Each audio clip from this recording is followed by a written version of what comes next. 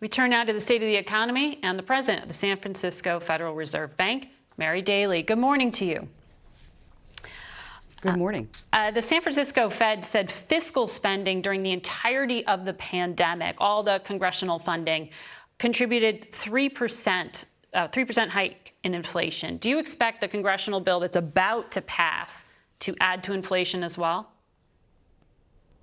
Well, let's remember that during the time that there was this fiscal relief during the pandemic, there was also monetary policy relief, and those were things necessary to get us through the pandemic.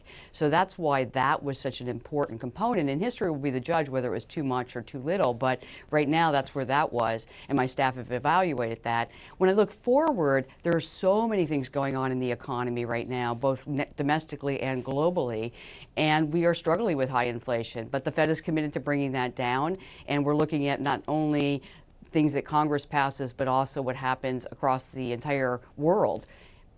So do you think this bill will add to inflation? Has inflation peaked? Can you say that?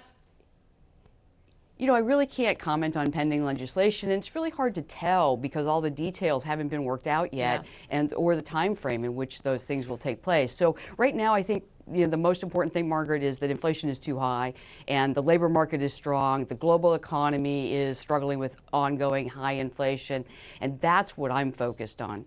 You're a labor economist. We had this surprisingly strong jobs number on Friday. Why was it so surprising? What was it that economists missed here? What was your takeaway? You know, it's super interesting. You know, it did surprise everyone who tries to figure out exactly what the number will be, and we were, number projections were well off. But frankly, if you're out in the communities, if you're traveling anywhere, you're just going in your own community, I don't think consumers or workers or businesses were that surprised. There's help wanted signs all over the place. People can find multiple jobs if they want them. Search times for jobs aren't that long. So I think the labor market is continuing to deliver. It just tells me that people want to work and that people want to hire. The universal truth is that inflation's too high. But does it still, does it indicate that recession is not where we are or where we're going?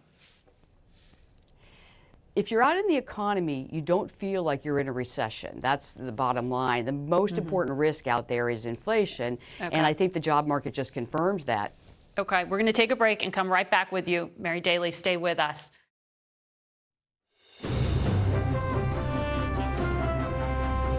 Welcome back to Face the Nation. We continue our conversation now with the head of the San Francisco Federal Reserve Bank, Mary Daly. In that jobs number on Friday, we also saw that wages rose, but they're not rising as quickly as inflation is. How concerned are you that that shows inflation is really becoming embedded in the economy in a way that is really going to force your colleagues at the Fed to continue to have to hike rates? You know, I don't see inflation as embedded in the economy, the kinds of things that we would worry about just not being able to correct easily. What I see is supply and demand are just unbalanced. About 50% by my own staff's estimates of the excess inflation we see is related to demand, the other 50% to supply.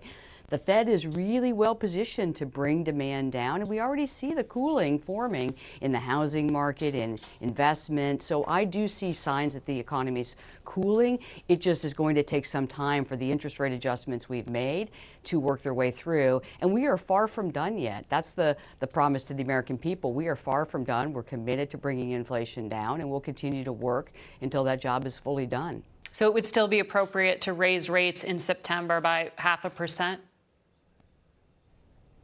Absolutely. And, we need to be data dependent. We need to leave our minds open. We have 2 more inflation reports coming out, another jobs report. We continue to collect all the information from the context we talk to see how this is working its way through the economy. But you mentioned, wage growth a little bit above 5%, inflation last print at 9.1%. Americans are losing ground every day, so the focus has to be on bringing inflation down.